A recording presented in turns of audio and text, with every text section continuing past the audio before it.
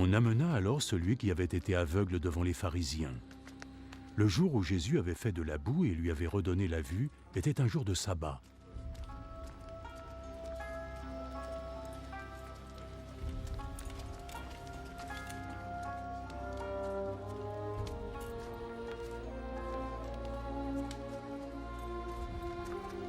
De nouveau, les pharisiens lui demandèrent comment il avait recouvré la vue. Il m'a mis de la boue sur mes yeux. J'ai lavé mon visage et maintenant je peux voir. L'homme qui a fait ça ne vient pas de Dieu, parce qu'il n'obéit pas à la loi du Shabbat. Comment un homme qui commet des péchés peut accomplir de tels miracles? Ils n'étaient pas d'accord entre eux. Tu prétends qu'il t'a guéri en te rendant la vue. Alors, que penses-tu de lui? C'est un prophète.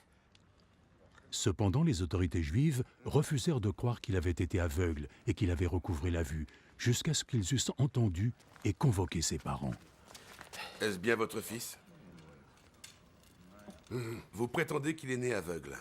Alors comment se fait-il qu'il puisse voir? C'est bien notre fils, et je peux vous assurer qu'il est né aveugle. Mais nous ne savons pas ce qu'il s'est passé pour qu'il voie aujourd'hui, et nous ne connaissons pas celui qui a réussi à le guérir. Demandez-le lui.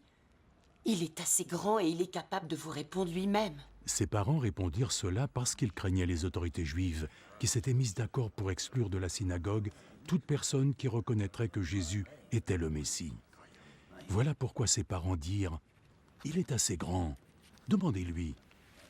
Les pharisiens convoquèrent une seconde fois l'homme qui avait été aveugle. Maintenant, jure devant Dieu que tu diras toute la vérité. Nous savons, nous, que l'homme qui t'a prétendument guéri est un pécheur. Je ne sais pas si c'est un pécheur ou pas. Il y a une chose que je sais. Avant, j'étais aveugle. Et maintenant, je vois.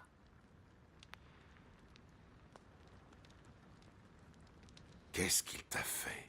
Comment a-t-il fait pour que tu recouvres la vue? Je vous l'ai déjà dit et vous ne m'avez pas écouté. Pourquoi voulez-vous l'entendre encore? Peut-être que vous aimeriez aussi être un de ses disciples. Ils l'injurièrent et dirent « C'est toi qui es son disciple. Nous sommes les disciples de Moïse. Nous savons que Dieu a parlé à Moïse. Quant à cet usurpateur, en revanche, nous ne savons même pas d'où il vient. » Voilà une bien étrange chose. Vous dites ne pas savoir d'où il vient, mais aujourd'hui, grâce à lui, je peux vous voir. Nous savons que Dieu n'écoute pas ceux qui ont péché. Il n'écoute que ceux qui le respectent et qui agissent selon sa volonté. Depuis que le monde existe, jamais on n'a entendu parler d'un homme qui a pu donner la vue à un aveugle de naissance. Si cet homme ne venait pas de Dieu, il serait bien incapable de faire quoi que ce soit. Tu es né et tu as grandi dans le péché. Et tu voudrais nous donner des leçons.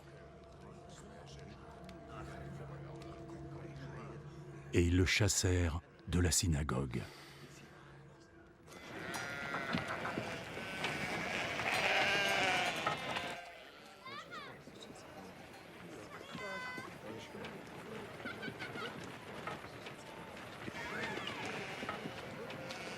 Quand Jésus apprit ce qui s'était passé, il alla trouver l'aveugle. Est-ce que tu crois au Fils de Dieu? Dis-moi qui il est, Seigneur, afin que je puisse croire en lui. Mais tu l'as déjà rencontré. C'est celui qui te parle en ce moment même.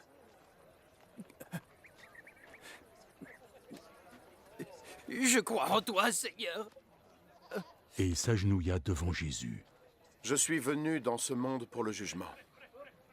Pour que les aveugles puissent voir et que ceux qui voient deviennent aveugles.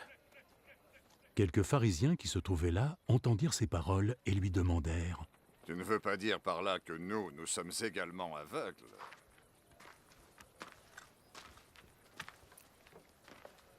Si vous étiez aveugle, vous seriez innocent. Mais puisque vous dites que vous pouvez voir, c'est que vous êtes encore coupable.